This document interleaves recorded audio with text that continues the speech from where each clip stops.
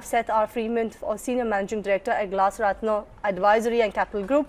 Good morning, Seth. Thank you for joining us. Bond markets seem to be sending a warning signal to global investors once again.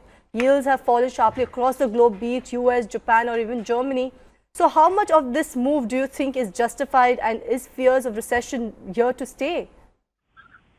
Well, I don't know if we're really looking at fears of a recession as much as just general concern that global economic growth is slowing. And there's a pretty big delta between slower growth and an imminent recession. Right. So what does this imply in terms of risk on, risk off trade? How do you expect investors to behave?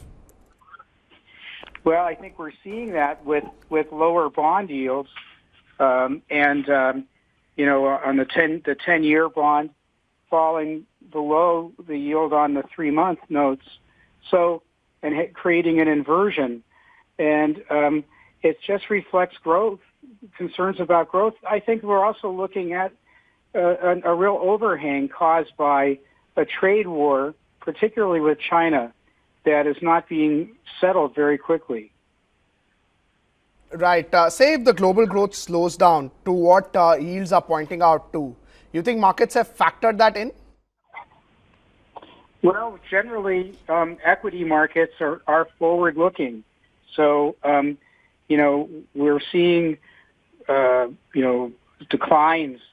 I think we're back to March or something here in the United States markets. So the answer is yes, although we're still going to see growth in certain industries, and maybe we're going to see a pause in others, particularly automobiles. I think are going to be slowing down a little bit, for example. Right. What do you make of the commodity markets also reacting to what global equity markets are doing? Do you think that's positive for countries where consumption of commodities is high, or they are net importers of consumption?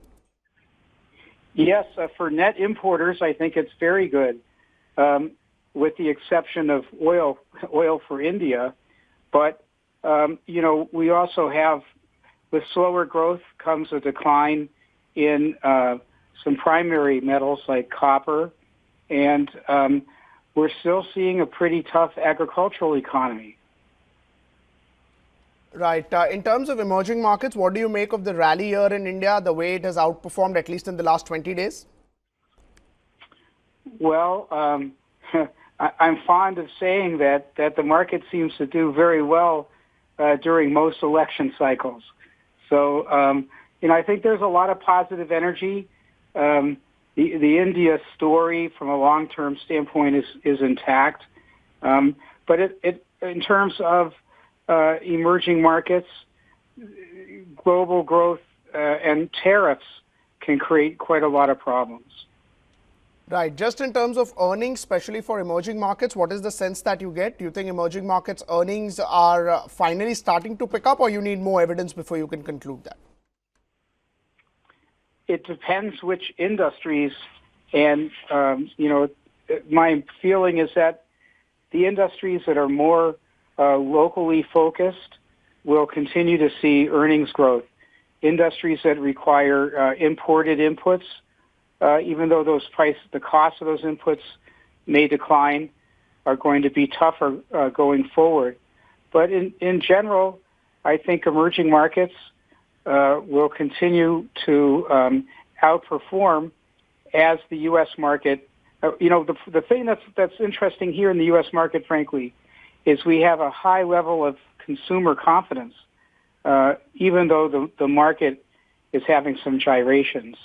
And that also gives out some mixed signals. All right, then, Seth, thank you for joining us this morning, giving us your view on the bond market and what possible impact can it have on the equity markets as well.